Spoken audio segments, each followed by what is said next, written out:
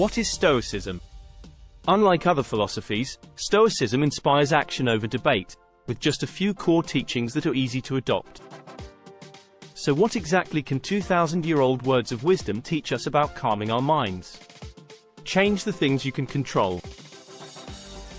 Make the best use of what is in your power, and take the rest as it happens. Epictetus. Incredibly, 40% of Americans think anxiety is a personality trait, rather than a mental health issue, and so can't be treated. In reality, though, it is possible to shift your anxious thoughts and behaviors.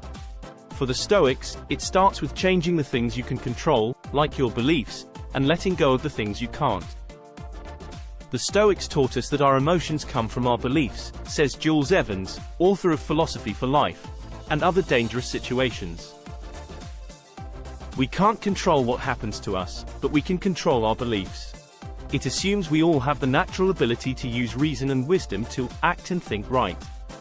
In fact, acting morally and with integrity may be all you need to be calm and content. We can use reason and wisdom to respond wisely and virtuously to anything that life throws at us, even imprisonment or torture, and still be content, Evans says. He points to psychologist Viktor Frankl who, reflecting on his time in a Nazi concentration camp, said, "Everything can be taken from a man except the last of the human freedoms, the freedom to choose our response. And let go of the things you can't." Epictetus, a slave-turned-Stoic, also taught that you can overcome any adversity if you focus on the things you can control, your thoughts and beliefs, and let go of the things you can't. Stoicism says you have the power to replace unhelpful beliefs with healthier ones. To put it another way, if you change your thoughts, you can change your emotions, and your view of the world. Sound familiar? That's because Stoic philosophy has inspired and influenced many modern therapies, including cognitive behavior therapy, CBT. In fact, the Stoics were the pioneers of modern psychotherapy. The anxious mind might find this hard to hear, because it loves to be in control of everything, but by trying to influence other people and situations, you suffer as a slave of circumstances, allowing them to dictate how you think and feel about yourself and the world around you. If you can instead focus on your thoughts, values and behaviors, you can find some peace in letting go of everything else. Both CBT and Stoicism help you recognize the basic beliefs that spark your emotions. You can then start to question those beliefs. Good habits, good life. Progress is achieved not by luck or accident, but by working on yourself every day. Epictetus. Think for a moment about your daily habits. If you're like most people, you do them subconsciously. You're on autopilot, following the same routine without ever reflecting upon it. To ingrain a new life philosophy, you need to take time each day to practice it. As Epictetus said, it is difficult for a person to come to a new principle unless they should hear it every day and at the same time practice it. Daily tools and techniques, like meditation and journaling, can help you experiment with new beliefs and habits, until they become second nature. For author Jules Evans, it took a full toolbox to feel free from the shackles of social anxiety. He repeated maxims for half an hour each day, kept a journal to track his habits and progress navigating social situations, practiced daily relaxation, and cut down drinking. After just a few weeks of CBT and Stoicism, Jules stopped having panic attacks, although it took several years to replace his old anxious thoughts and habits with more helpful ones, such as self-acceptance. The most important tip is that it takes time and practice to change our habits. Evans likens it to preparing for battle. If you train hard beforehand, you're more likely to be ready when you're in the heat of the moment. We need to train until our new ideas become automatic thinking and automatic behavior. It takes a while, but keep track of your progress so that you can notice it. Focus on the moment. Wild animals run from the dangers they actually see, and once they have escaped them, worry no more. We, however, are tormented alike by what is past and what is to come. A number of our blessings do us harm, for memory brings back the agony of fear while foresight brings it on prematurely. No one confines his unhappiness to the present. Seneca. When was the last time you let yourself just be? With no manic multitasking, no fear of the future, no replaying the past. Just content and mindful in the moment.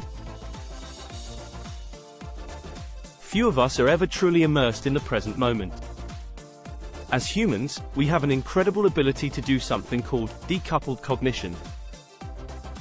For instance, you're having chat with a friend while simultaneously running through your to-do list, or thinking about a fight you had with your partner. Ruminating on the past or worrying about the future stops you from enjoying the moment. And it means you spend all your time and energy on things you can't do anything about. As Seneca, another famous Stoic, wrote, "What is the point of dragging up sufferings that are over, of being miserable now, because you were miserable then? It only adds to your woes, and means you end up suffering twice. First in your imagination, and again when you have to actually face the scary situation." By contrast, if you can bring your attention back to the moment, through mindfulness practices, you can quieten your mind and ease your suffering. As American journalist and author George Horace Lorimer quipped, "Worrying is the one game in which if you guess right, you don't get any satisfaction out of your smartness." Cut out catastrophizing. The fool, with all his other faults, has this also: he is always getting ready to live. Epicurus. Seneca told a friend, "What I advise you to do is, not to be unhappy before the crisis comes, since it may be that the dangers before which you paled as if they were threatening you, will never come upon you. They certainly have not yet come." Seneca and Stoicism remind us that while bad things may happen in the future, they aren't happening to you now. It is likely that some troubles will befall us, but it is not a present fact, Seneca went on. How often has the unexpected happened? How often has the expected never come to pass? And even though it is ordained to be, what does it avail to run out to meet your suffering? You will suffer soon enough, when it arrives, so look forward meanwhile to better things. It's clear, then, that you must learn to spot and separate reasonable worries from irrational ones. If you focus too much on what might happen and spend your mental energy living in a perceived future, you deprive yourself of enjoying a full life now. Love and compassion. Like Buddhism, Stoicism sees compassion as key to your happiness. We are naturally wired to live in harmony with others and act kindly. When you act according to that nature, you feel balanced and content.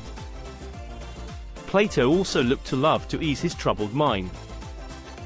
By passionately loving and connecting with others, or with goodness or beauty, he believed we could launch out of our egotism and even connect with God. Modern science agrees, with several studies showing how volunteering enhances mental health and well-being. Living stoically. Stoicism is often misunderstood. Many think it's about being indifferent, or suppressing your emotions. Rather, this ancient philosophy actually teaches you to transform your thoughts, beliefs and emotions, just as psychotherapy does today. The next time you're fretting about the future, whether it's a work presentation, a sick parent, or the fate of our planet, ask yourself one question: is this in my control? If it is, focus on what you can do to navigate the situation. If not, just let it go. Then come back to the present and remember that while you can't control everything that happens in life, you can choose how you respond. Over time, this simple Stoic practice could spark the shift from suffering and struggle to compassion and calm. As Marcus Aurelius advised himself, concentrate every minute on doing what's in front of you with precise and genuine seriousness, tenderly, willingly, with justice. And on freeing yourself from all other distractions. Yes, you can, if you do everything as if it were the last thing you were doing in your life, and stop being aimless, stop letting your emotions override what your mind tells you, stop being hypocritical, self-centered, irritable. You see how few things you have to do to live a satisfying and reverent life. If you can manage this, that's all even the gods can ask of you.